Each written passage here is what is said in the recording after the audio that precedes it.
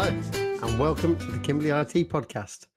I'm your host, James, the founder of Kimbley IT, and the colour commentator for today is Carl Heath, the Director of Technology at Kimbley IT. Correct. I'm not medical director anymore. That caused enough questions on LinkedIn when you updated your profile. Yeah, that joke went beyond joke. Everyone was congratulating me on my new job, and many people were going, why have you branched out into medicine? And they didn't get the joke, and so I switched it back and turned off that feature. What they didn't realise, though, was it wasn't a joke, it was a marketing tactic, because it got you lots of conversations with people you normally wouldn't have had a chat with. Yes, I did, but it wasn't the people I wanted to talk to. What happened last week, apart from you becoming the medical director for the week? I got qualified, and I'm very proud about it. I got qualified in G Suite deployment exam, and I passed. So what is your actual job title? Not job title, skill title now? Well, I am a fully qualified G Suite deployment expert, whatever you want to call it. Specialist? Specialist. That's the one. Specialist, you're right. That's it. G Suite deployment specialist.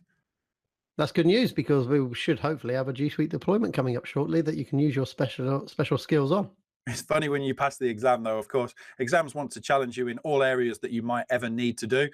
So I had to study on Lotus Notes and Lotus Domino, which will mean nothing if you don't know anything in IT, but no one uses this stuff anymore, except for like one or two companies around the world that you might have to deal with once in a million years. It means the exam.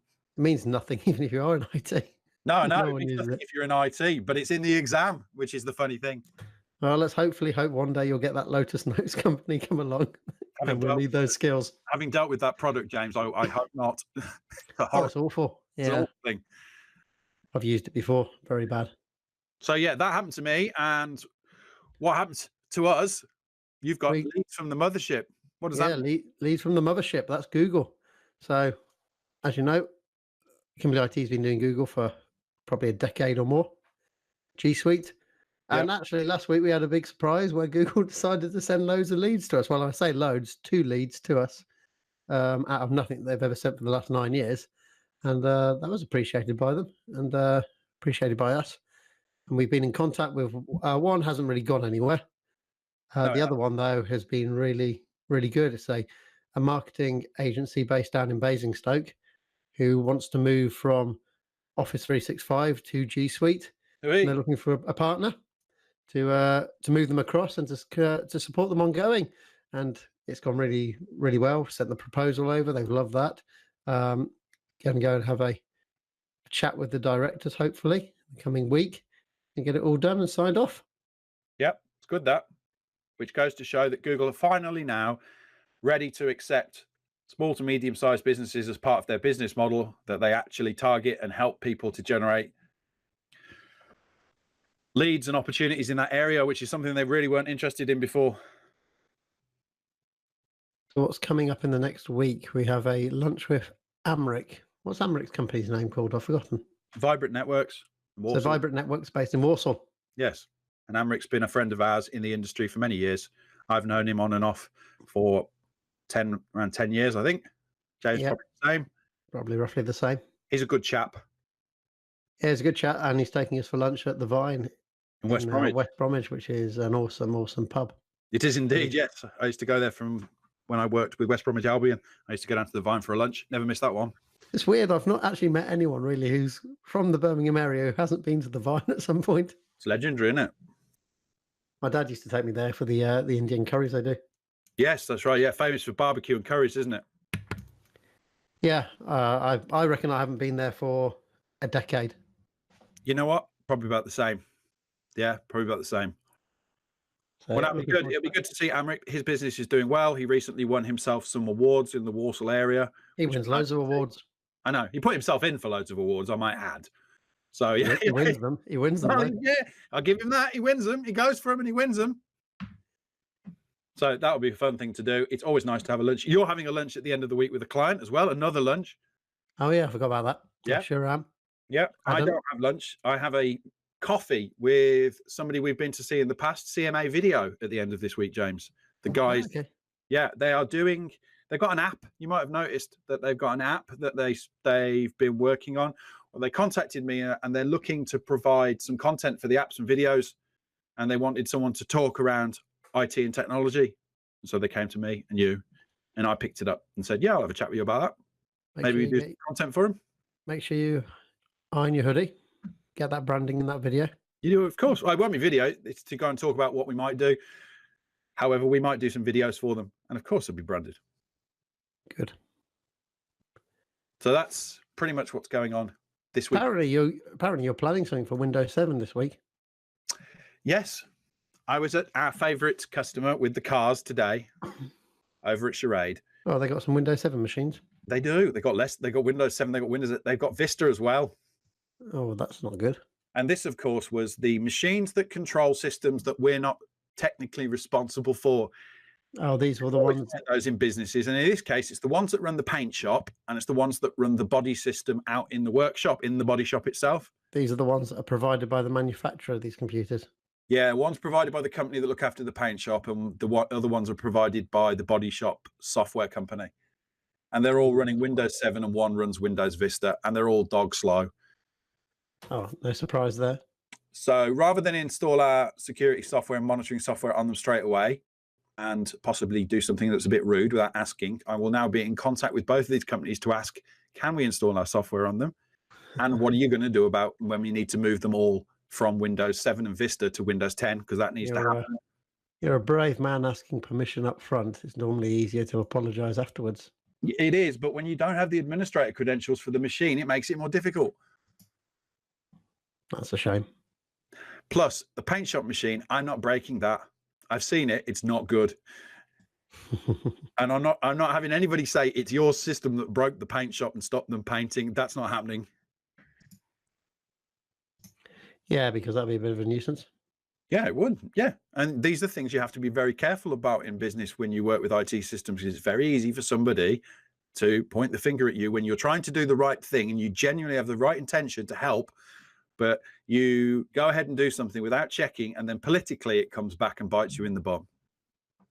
Well, then why don't you move on to your focus section, because that's about Windows 7. We're talking about Windows 7, so let's just get straight into it. Yeah, let's get into it. Well, the focus, I believe that we would make a good topic this week is Windows 7. It's been a trusty operating system for loads of us for years, and it's kind of be like XP was. It's been around for donkeys and everyone's used it. But actually, Microsoft stopped supporting it unless you pay them directly as of January next year.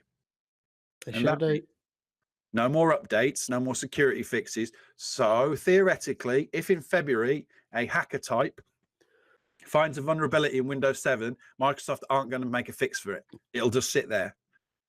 Yeah, unless it's a big WannaCry style attack, they're not going to make a fix for it. No, and they may not even in that case. They may not. Without even, yeah. Depends how many units are still in use.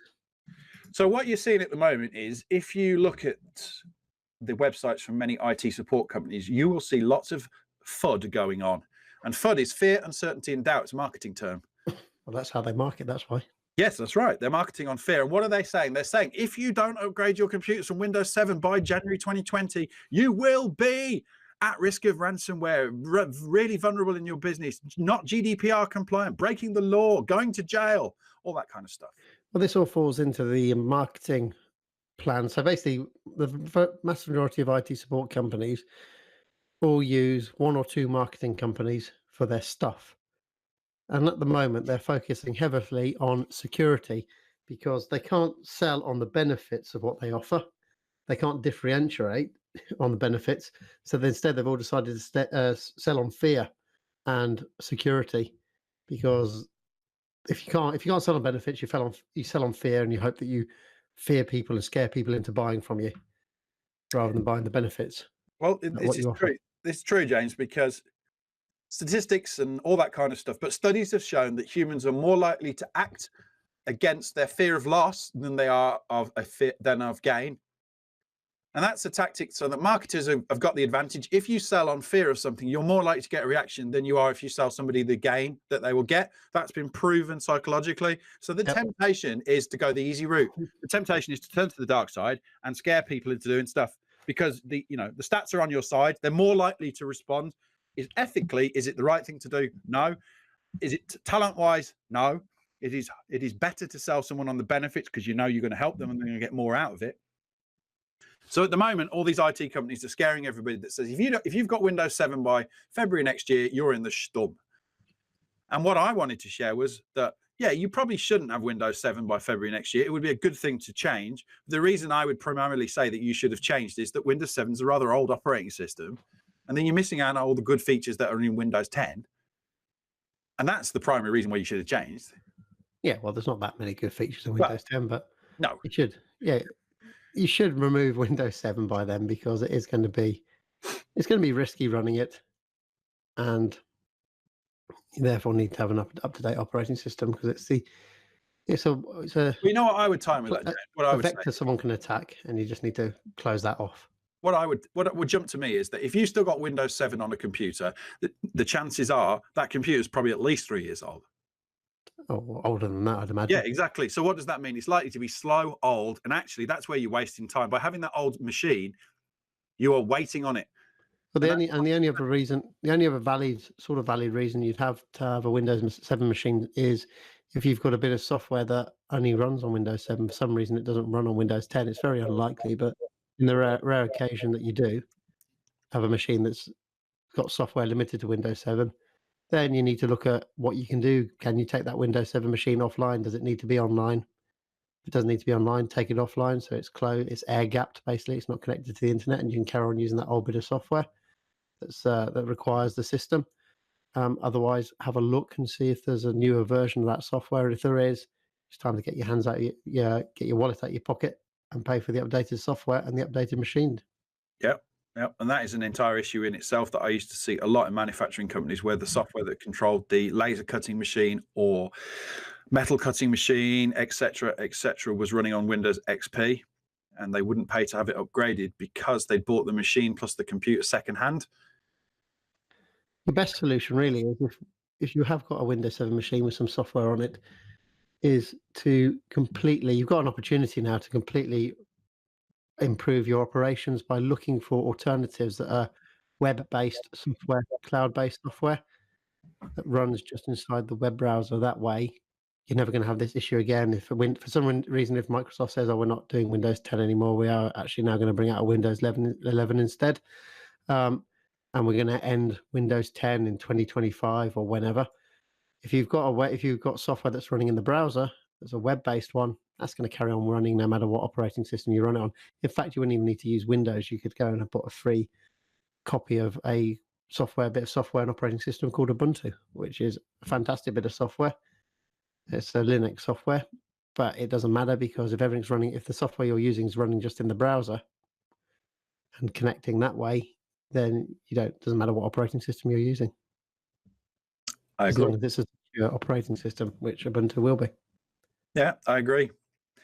And so I'm sticking with my point of view on why I believe if you've got a Windows 7 machine, you should upgrade. And it's simply because that machine will be years old and slow and wasting you time in hours waiting for it to do stuff. And that's one of your reasons to do it. The second one closely right behind is, security. There's a good potential that if you go on the internet with that machine and there's a vulnerability that's been exposed, you could end up putting a malware or a virus on your machine when you didn't want to, and that'll just cause you a load of fuss and hassle and time and money and all that kind of grief. And you don't want to do that. Air gap it if you can. If you have to keep it for some reason, air gap it. Air gap means that if you could imagine two walls with a gap of air in between, there's no physical connectivity. It means having a computer that's not connected to the rest of the network. Yeah, Wi-Fi removed from the machine. No Ethernet cables plugged into the machine, so it cannot connect to the outside world. It's hard to do that though, James, with no connection to anything else. Yeah, very hard, because most likely this bit of software is going to be there because it's on a network that people need to connect to. Yeah. So the chances of air gapping a lot of machines in, like for example, the one that I've seen recently in our client can't be air gapped because it has to be controlled by somebody who's outside of where the computer is, because it's in the paint booth. So you have no choice there. You have to update the computer. Yeah, you've got to update the computer, which is why I was there today doing the preliminary work to have a look at who I need to talk to say, right, we need to do the upgrades, how much the upgrade's going to cost, etc., etc. It doesn't help businesses. You know what I've noticed, James? It doesn't help people when all you've got is a PC that runs, say, a paint booth, for example, in this case. Why is that computer £3,000 or £4,000 when it needs to be replaced? This is what tends to happen. And you're like, why? There's no reason this computer needs to be that much money. I know there's software on it, but that's not what they're paying for. You'll get the same version of the software, but the computer itself costs like $3,000 or something. I think there's a lot of profiteering goes on by companies in this area. Oh, I think it's for sure. And I think that might be because the vast majority of companies don't have an IT support company to say, hey, that price is wrong. The computer doesn't cost that much. So a lot of them just get away with it because their clients have no one to check with if the price is right for the computer or not. Yeah, I found out the body shop computer, there's one body shop computer that doesn't work in the body shop. And that was like 800 quid or something to replace it. And so they said, we don't use it enough to warrant it, so we won't have it. I wonder how many computers they've got. They keep finding computers. This one's in the carbon and aluminium body shop. It's not in use. It's not connected. And that's when I found out today. It was like 800 quid to replace it. And it's a thin Windows embedded machine. Don't replace anything that's not in use. Well, I'm not going to. But they wouldn't. But it wasn't worth it. They were using it, but they said they weren't prepared to pay that. They'd rather send the engineer to walk across the yard and use the other computer. Yep. For the amount of time that it was being used. Because this company going to charge them 800 quid for a Windows embedded computer that you could pick up refurbished for probably 250 or 300 quid, even with a margin on it. Yeah, for sure. So they were being fleeced, really. And that's the problem that causes this Windows 7 problem to happen in the world, where everyone's like, why are you guys running all these old systems? It's because these companies with these kind of manufacturing systems and specific dedicated systems are fleecing people on the upgrade. So the customer goes, I'm not upgrading, I'm not paying that. And so they keep the old computers, and we keep this history of keeping old stuff going because then we're not making it viable for people to do it. Well, hopefully that will end with Windows 10. And as long as Microsoft says that is the last version of Windows, that will end that problem. The thing with the Windows 10, though, isn't it, James? There's versions of Windows 10 that are coming out of support now. So Windows 10 isn't really one Windows 10, is it? It isn't if you turn off all your updating. Because that generally only numbers, hasn't it? It's got version numbers. Yeah, that generally only happens in big businesses though, where they have servers and then they have group policies and things like that to turn those things off. Most small businesses, auto updates will still be running. That's a fair point. No, that's a fair point. Yes, most people will have the update switched on by default, and therefore they will be up to date anyway. Yeah, and if you want to catch up anyway, it's a free update.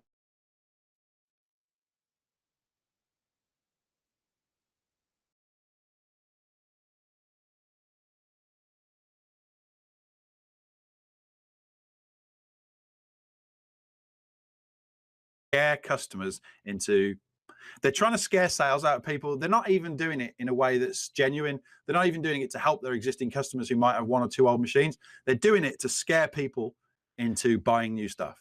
Yeah, it's basically if you invite an IT company into your business to advise you on IT and all they go on about is security, they're just trying to scare you into a sale. Yep.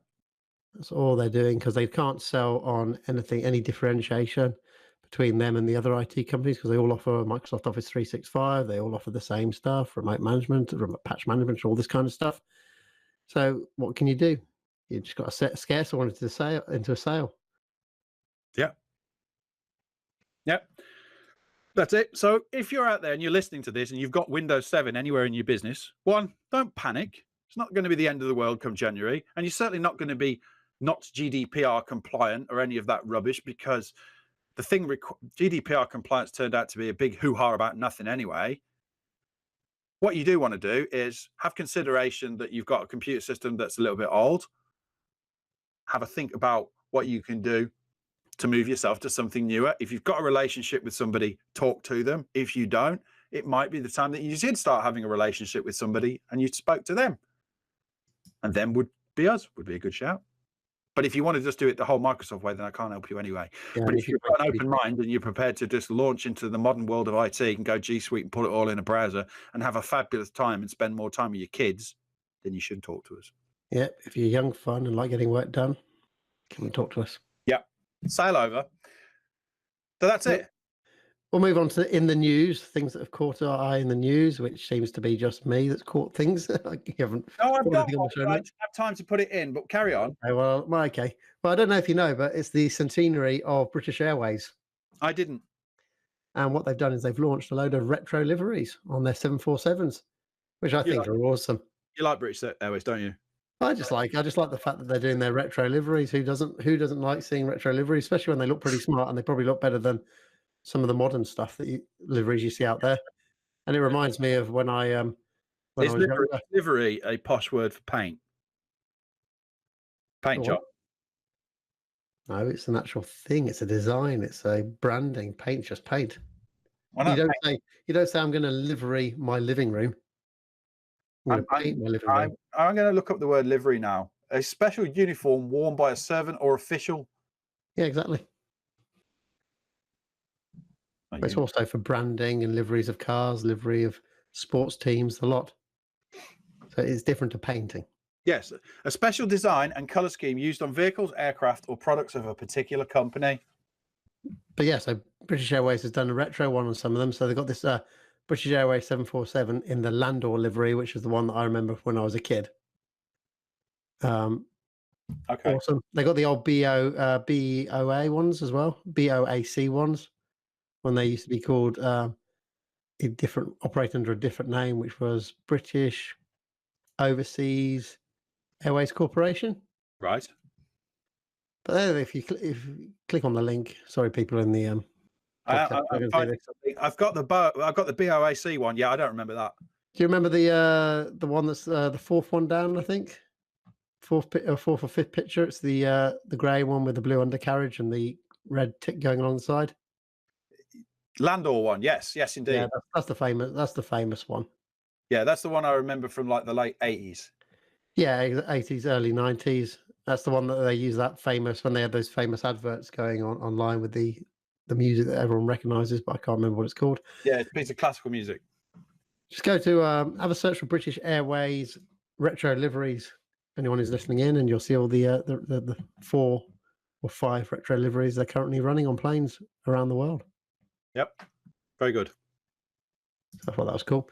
The next thing that caught my eye was the new time-lapse mode in Google Earth, which you can now see on mobile as well. So you can basically go on Google Earth, you can go to any location in the world, and you can see a time-lapse of that from whenever they've got the earliest photo. So I'm just looking at Las Vegas now from 1984 to, not Las Vegas, oh, it is Las Vegas, from 1984 to 2018, and you could just go through a time-lapse and see the urban expansion. So it's pretty amazing. You can go to like Brazil, see the rainforest changing, go into Australia and see other things. But anywhere you can go, you can run a quick time lapse, and it just gives you a great visualization of the changes that have happened in that area over that time period, how the world is sculptured and changed by man. Las Vegas gets big from about 2003. Yeah, it does. Yeah, I'm just watching it now. It sort of grows steadily, and then early noughties, it really goes boom and gets really big. But yeah, dead interesting, those kind of things are. So I thought that's pretty cool. Good use of technology. I agree. I like that kind of stuff. My next thing is the thing that always interests me the most. So my big interest in technology is technology used in healthcare. Because technology affects everybody and healthcare affects everybody. So when you combine the two, you combine the two in a good way, you're going to help a lot of people. Yep. So I'm very interested in technology that helps blind people. That's why I'm convinced within the next 10 years, blindness for people who've lost their sight, not people who've been born blind, but people who've lost their sight, within 10 years, that's going to disappear. That will be curable and fixable using cameras and optics implanted into the eye.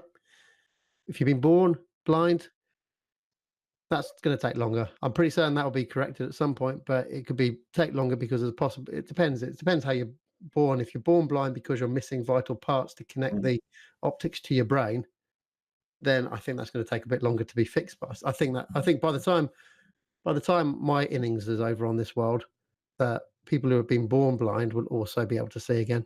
Well, so what you're saying is that technology is going to replace the retina. It's going to replace the retina, or it's going to be able to repair parts that are damaged. Maybe it's the nerves or the optic. I don't know what they're called, but the optic cords that connect your brain and things like that. Yeah, because the back of the retina is the optic nerve that sends all the signals to the brain, and then the brain does its bit.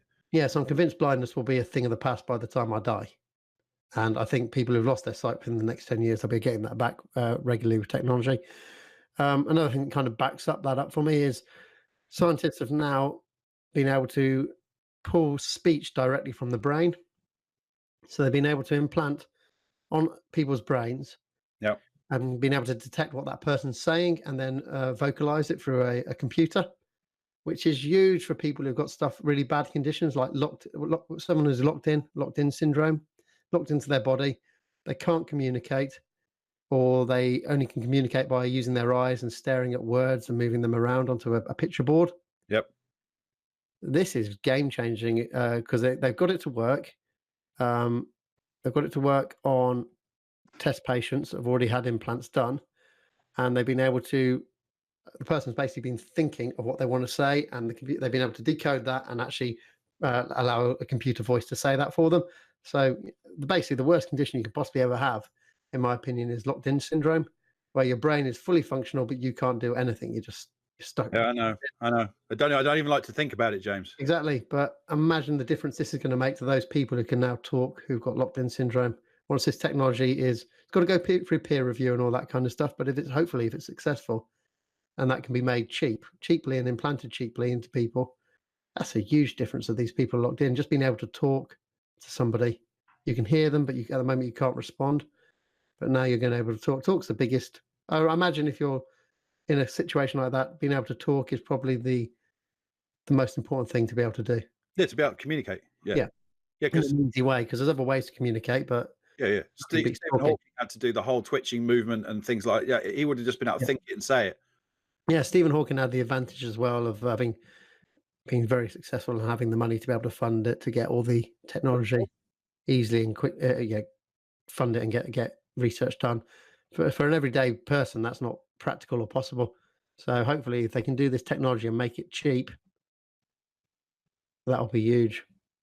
They've got. They'll make technology where you have a bionic arm and it can grip, and you can do it through using mind. Yep. When that becomes something that it can actually happen, it will replace your arm, right? Would you advocate for ludicrous mode in that, James? And what I mean by ludicrous mode, like James Bond. Would you opt for like Terminator grip that could like break steel? Would you allow that to be fitted, or do you think that's dangerous?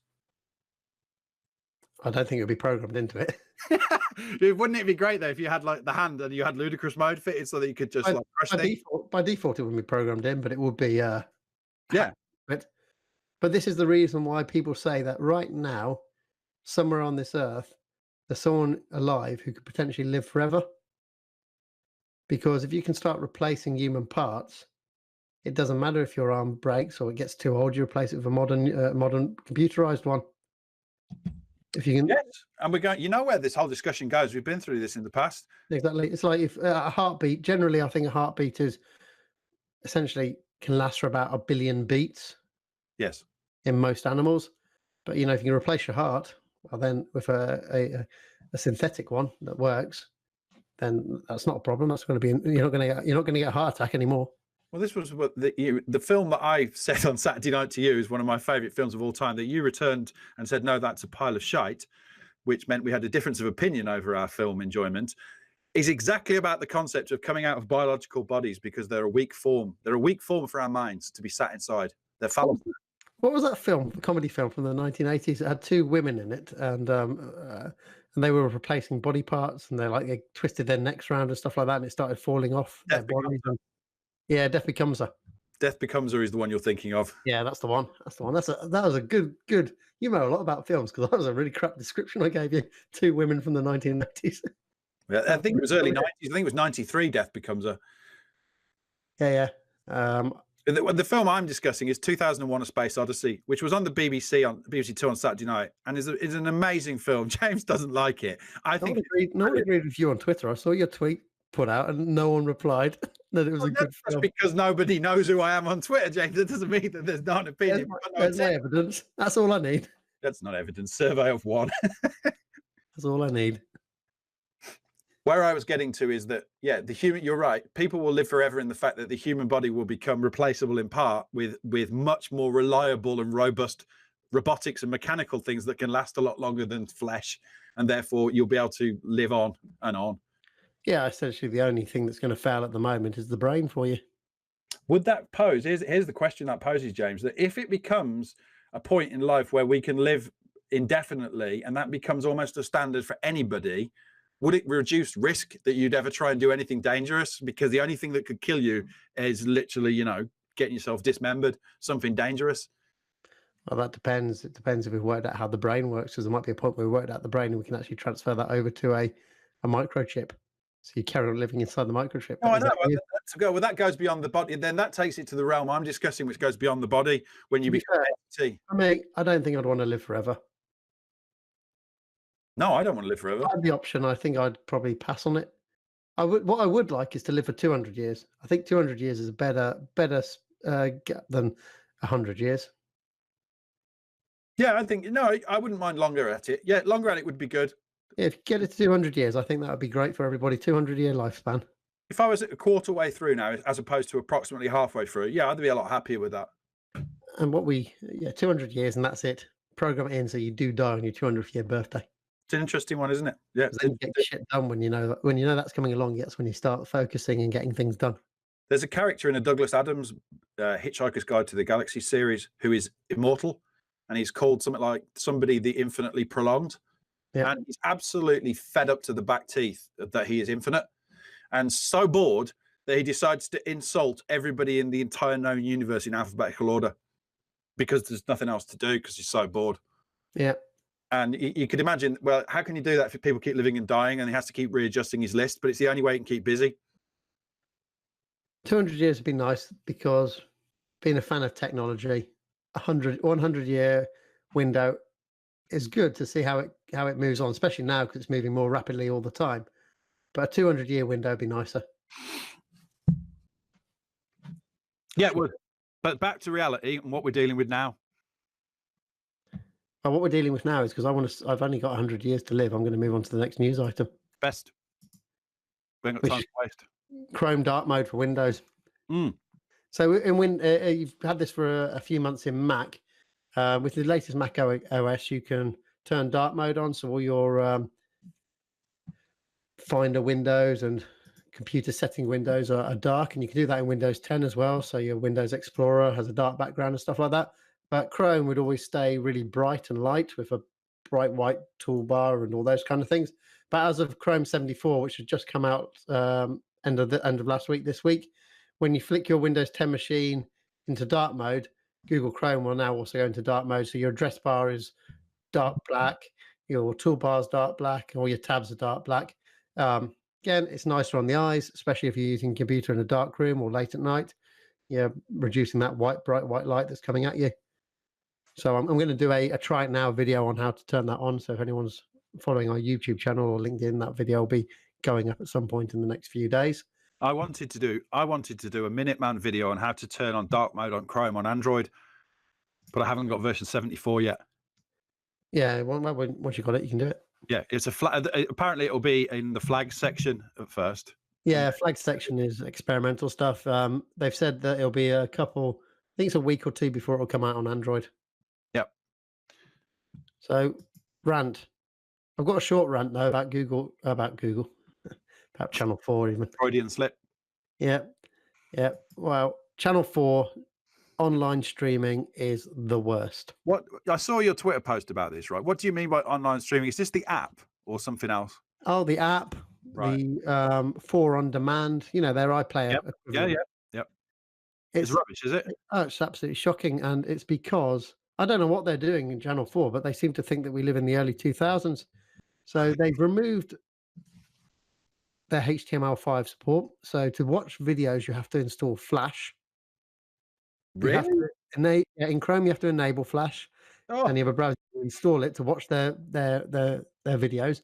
They then insist on pre-running maybe like 4 to 5 minutes of adverts before you get to the actual program. So pretty much half the program's gone anyway by the time you got past the adverts. I can understand why they think that might be the way to do it, but then you cannot watch it in high definition. Right. Standard definition.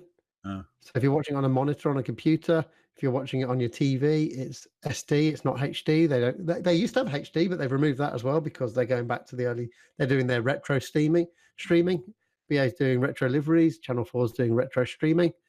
You can't Chromecast live shows at the same time that they've been streamed. No, not allowed to do that. Can't do that at all. So you go in there, watch. So I was watching the catch up on Formula One over the weekend. So Yes. you know what? I'll watch it on my computer. Oh, it's an SD, not in HD. Oh, and I've got to install Flash. Forget that. What I'll do is I'll get it on my Android phone and I'll watch it on my Android phone. So I started it on my Android phone. Oh, I'll hit the Chromecast button and I'll stream it to my TV like you would do. Yeah. Oh, can't do that. You're not allowed to do live things. And again, even on the Android app and the iOS app, it's not HD. It's standard definition. Was it live? Is it live broadcast? You can't try. Live broadcast. Yeah, it can't Chromecast it. It'll come up with a thing say can't Chromecast it. Sorry, not allowed. What can you Chromecast this? What can you Chromecast? Anything that's not live. But what about, does other people allow you to Chromecast live TV? Yeah, everyone else does. Absolutely everybody apart from Channel 4 and their retro streaming service. I thought it might have been a legal issue with live television. No, not at all. It's just Channel 4 being arseholes. In that they had all this stuff before and now they've removed it all. And I suspect it's just they're worried that people are copying their, pirating their content. It's not good enough, the content, to be pirated. And if no one wants to pirate Channel 4, they've got nothing good on it. But I didn't even know you watched channels like Channel 4 anymore. I don't. The only reason I watched Formula One was because I didn't get a chance to watch it during the day on Now TV or Sky. I see. So I thought I'd go Channel 4, but yeah, absolutely awful. That's why I know it's so bad now. Absolutely unbelievably bad. I don't know what's going on with the people over there. It's ridiculous considering they're a public broadcaster as well, get taxpayers' money, partly funded by taxpayer. And they can't even Flash. It's just nuts. Absolutely nuts. On Chrome, on Windows, you need Flash installed. Yeah, well, Chrome has Flash part of it, but they're going to be removing that. So you go there and you have to enable Flash. So a pop-up will go, please click here to enable Flash in Chrome. So you do that. But if you're on something else, like maybe I think Firefox includes Flash as well. But if you're on you'd have to download Flash otherwise to enable it. And like Flash is pretty much the worst software in the world. It's constantly being attacked. It's constantly out of date. If you're going to get an infection or attacked by anything, it's going to be via Flash. So they clearly don't care about anyone who's watching their channels, the security of their computers. And the odd thing is they were doing it in HTML5 and then downgraded to Flash. Just mad. So yeah, Channel 4. I suspect someone who's running IT there with a beard's got involved, but no, I suspect it's probably some legal person who hasn't got a clue what they're talking about, like the legal person who's given advice to our accountant that he's got to bloody send everything via PDFs to be GDPR compliant. You mean they can't email us with any information about our business because it's not GDPR compliant? Yeah, they can't talk to you over the phone either about finances about our own business because it's not GDPR compliant, apparently. Yeah, apparently. According to the person that they've got advice off. Let's move on to recommendations. Mini rant. I'm not going to indulge you too much in your Channel 4 one. Oh, you got a rant, have you? No, I'm not going to indulge. It was all right, I suppose. What was your news thing, by the way? It was in Google Dark Mode on Android. Okay, cool. So recommendations. I'm going to roll back to something that's years old, but I believe it to be the greatest piece of television ever made. And it was a TV show called The Wire that's on HBO. Okay. And I'm listening to a podcast about it called Unspoilt, in which one person who has seen the show does the podcast with another person who hasn't seen the show. And they go through it episode by episode. A bit like ours. We've got one person here who knows something about IT and one who doesn't. That's right. Which one? That's the question. That, you know what, depending what you talk about, it's a good question. If it's Google, then I don't know anything apparently, although I am qualified now. Yeah, true. If it's servers, then I don't know anything about it. Yeah. So technically, since I'm qualified, I'm winning. I know more than you. So I'm qualified though. I know all the Flash stuff. I qualified when you couldn't retake the exam constantly. Twice. Yeah, but the second time. I had to get it right the first time. 85% as well.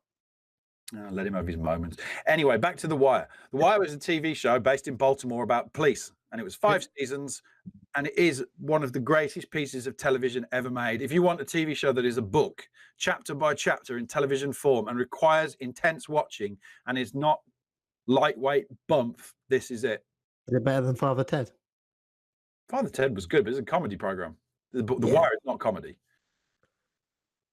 What is The Wire then? Police procedural.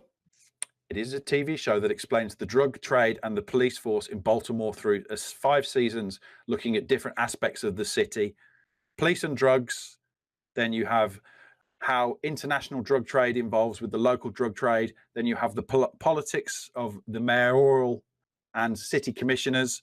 Then you have the schooling system. And finally, you have the newspaper and media and how they all tie into each other through the police force and show that everybody is corrupt ultimately in one way or another. And that the similarities between how the so it's not a fantasy. No, it's real. Involving real people with real cases who are actual police officers become actors. And it shows how in life there is no such thing as black and white. Everything is political. Everybody has an agenda, and that drugs organizations run in very similar ways to corporate organizations, except one's legal and one isn't. It's a great television show. My recommendation is on BBC iPlayer at the moment. This is the MLM thing. Yes, MLM, multi-level marketing. The show is called Multi-Level Millionaires. But if anyone doesn't know what MLM is, it's basically a pyramid scheme. And this program reveals it if you didn't know. So essentially what it is, you might see people on Facebook and that posting about normally cosmetic products that they're selling, that they're a member of a cosmetic collective and they're selling these products for you. But actually what the real business is about recruiting other people to sell the product. But because they're actually selling a physical thing, a physical product, it gets around the loophole. It's basically a loophole to get around being a pyramid scheme. But to actually make real money on it, it's about recruiting other sellers to come on board, because you then get a commission from the resellers that you've brought on board, and then another commission from the ones that they've brought on board, and so on. So it's a pyramid. It's exactly a pyramid scheme. But because there's a physical product that they're selling and marketing, they get around being legally getting classed as a pyramid scheme. Oh, James, you've hit one of my number one bugbears in life and pet hates is multi-level marketing companies. My ex-wife used to sell Ann Summers, and she went into doing Ann Summers with all the best intention in the world, really hard, and was really good at it. The more she went through that organization, the more they expected of her, the more she was based on the commission of the people she recruited. And it was, you can't make any money doing it, because as soon as you start to make any money, they want you to buy more stock. Everything is, you're self-employed. You've got to sort out your own tax. There's nothing to do with them. And you basically are asking friends and family to guilt buy your stuff most of the time. And that's what most people end up doing. They end up selling makeup or whatever it is, or nutritional drinks to their families who guilt buy. And then when they make a bit of money, they have to then buy more stock. So they never make any money, and only the people at the top do. Yeah, so they were on this one that they were focusing on in the program. They showed how many members there are globally, which I can't remember if it was 1 million or a few 100,000, but it was a significant amount of people. And out of those people, it was less than 30 that are actually bringing in like 15 grand a month or something like that. And these are people who are first in, who are high up on the pyramid scheme. But as I said, because it's MLM and they've got a physical product and stuff like that, they get around being ruled as a pyramid scheme. Yeah, and they'll say, oh, you make money part-time, working from home in your evenings, and all you have to do is go on Facebook and do this and do that. But you just cannot make any money in it because the commissions are so low that it's impossible to do so. Not at all. And also, it reminded me of a few months ago when I called that multi-level marketing guy out on LinkedIn, who said that Bill Gates has said it's the best thing that had ever occurred, and if he had to start over again, he would be a multi-level marketer. Oh, yeah. I remember that one. Yeah. So that's how they also behave like cults. They behave like cults. Oh, they do. Well, you should watch this program because that explains it. I'm going to. Yeah. Yeah, it tells you not to read the news and not to talk to other people, and the people who tell you that don't talk to negative people and don't talk negatively to other people. Yep. And there's a psychological reason behind that, because if you're part of this organization and you've been trained not to talk negatively, well, no one's ever going to come up to you and go, do you know what? I'm not making as much money as they promised. Do you think this is a scam? No one's going to say that to each other, so it's never going to become like a wildfire spreading across the organization and people thinking it's a scam and it's falling apart. Yeah, and the only people you should listen to are people who are doing it too. So therefore, when somebody says to you, you know you're being scammed, you go, I don't listen to you, naysayer. Yeah, you're just a negative person. You're evil. You want to put me down because they play on the fact that this is true in real life, in real business. If you've got a real business that you've set up from the start, you will from time to time get friends and family that are jealous of you because you've had some success from a business that you've set up, from scratch, and it's a genuine business. And they like to make these people who are part of multi-level marketing feel like they're entrepreneurs and they've got their own business and they're doing really well. They set this business up, and that's why people are jealous of you, because they don't want to see you be successful. Lots of people don't want people to lots of people, when you set up a business, don't want you to be successful because they like to see people fail, and they don't want the thought of, this guy's now making £100,000 a year and he's making more money than me. So they don't like that. And they play on that part of a real business situation and bring that into the multi-level one, making people think they're business owners. And that's why these people are warning you, because they want you to fail. So you shouldn't talk to them. But it's a completely different, those two are two separate things that are not intertwined at all, but they bring it in to make it sound intertwined. I'm going to watch that. Can't stand multi-level marketing. Well, we're going to end the podcast as well now. Yep. Getting late, and I need to try and process this and get it online tonight. Okay. So, everyone, thanks for listening for show 25. This is 25, James. Yeah, 25. That's 25 weeks of me having to talk to you on a Monday afternoon, and vice versa. The good news for that is he has to talk to me every day, so there's peace in that. Yeah, that is peace. Yeah, you're stuck with me now. Ha! Yeah, I know. I enjoy it, though. I enjoy it. Well, I put a smiling face on. I'm hurting inside, but I have a smiling face. You can cry on the inside, James. Yeah, no one ever sees those tears. Yeah, see you later. Cool. Thanks for listening, and we'll catch you a bit later.